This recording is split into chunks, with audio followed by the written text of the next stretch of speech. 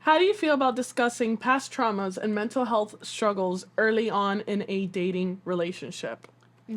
Not at all. Keep it to yourself and your therapist and your close friends and family that know you. You got to remember it's like if you're on a date with a girl, you're and she's doing the same thing, but you're wanting to show your best, most attractive self.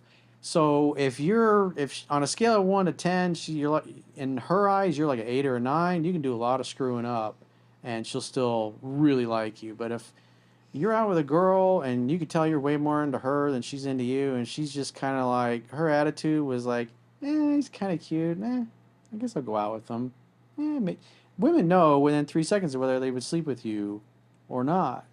And all you have to do is not talk them out of it and create the conditions where they start to come to you at their pace in the ways that I talk about in the book.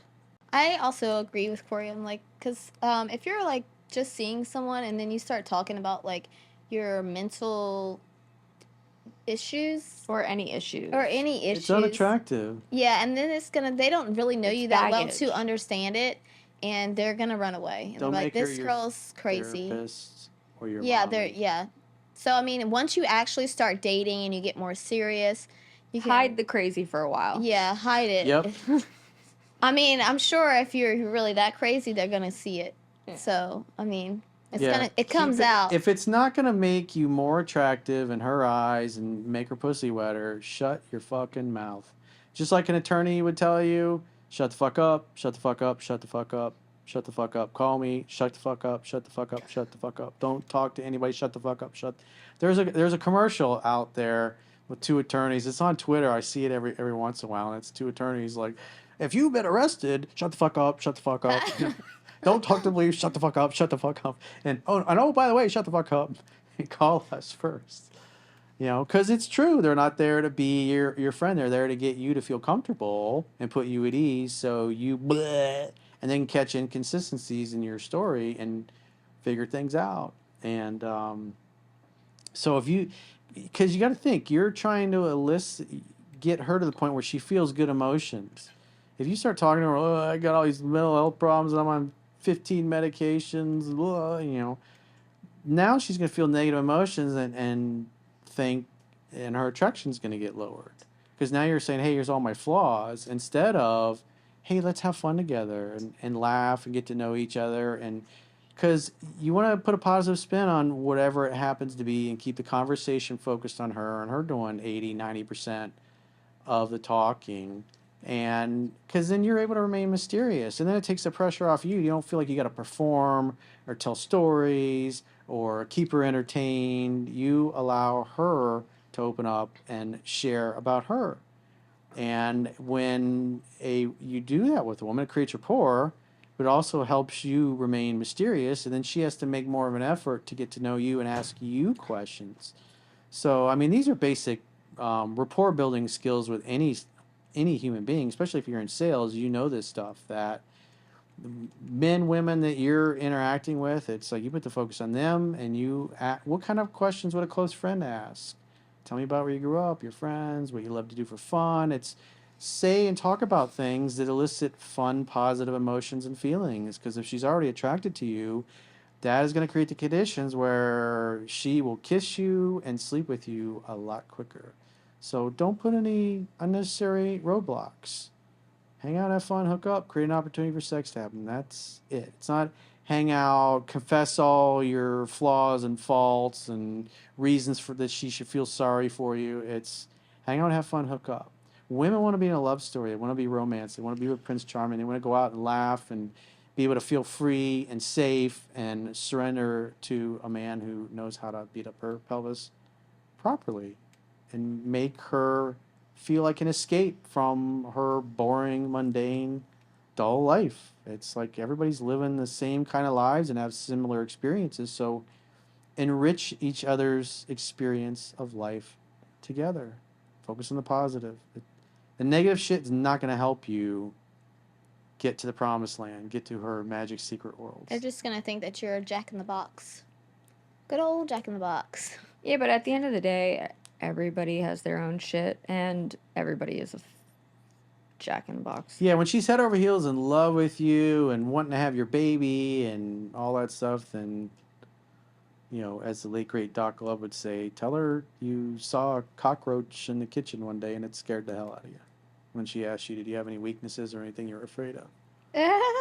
And say it with a grin on your face, It's like always have a better, more playful, unserious comeback, especially when she's pressuring you to reveal, to talk about your feelings. Where's the cockroach?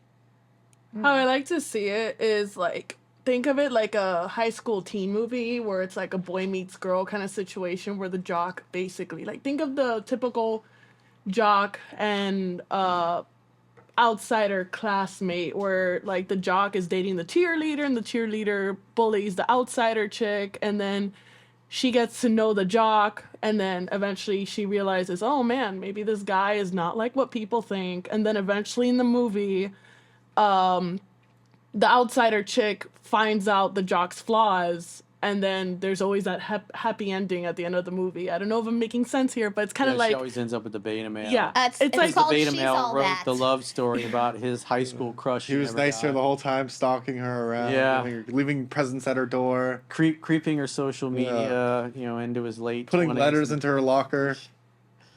I had a video I did years ago called "A Clueless Creepy Stalker," and that was like the stuff that this guy was doing. He was showing up at this girl's house, and I think she was like 18, 19 years old or whatever, and he was like in his 30s. And, Jesus.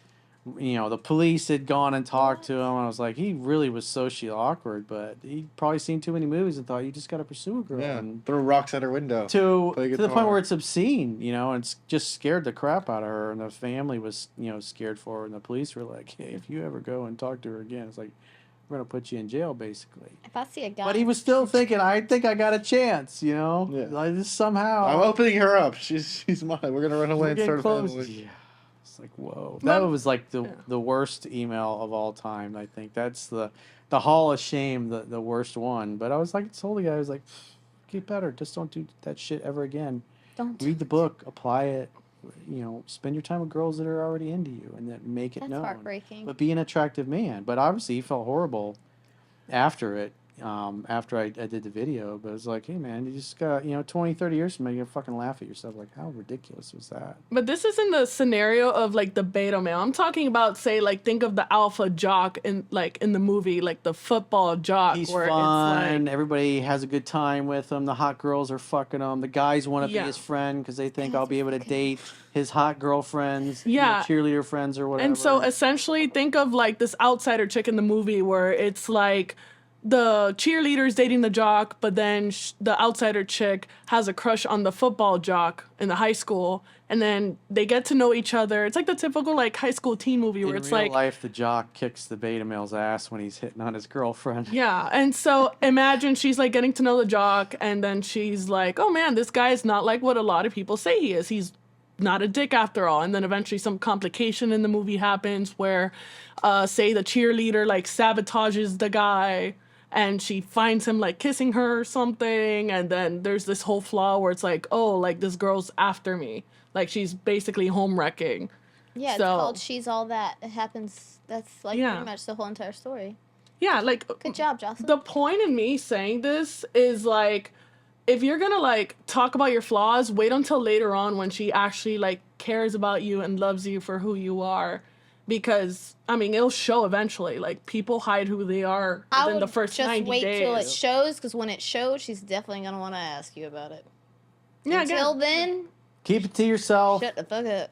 Shut the fuck up. Shut the fuck up. Shut the fuck up. going out on dates is supposed to be a positive thing to begin with. We don't need any like negative Nelly stories or any like Not pessimistic negative stuff. Nelly. But I'm saying in a sense of like not saying like it's a bad thing, because that's not what I'm trying to convey here. It's more so like keep the positive stuff first, and then when things show, they'll show. Like you can't just throw all your dirty laundry at once, because that actually does like come off real bad. Si, señorita. See.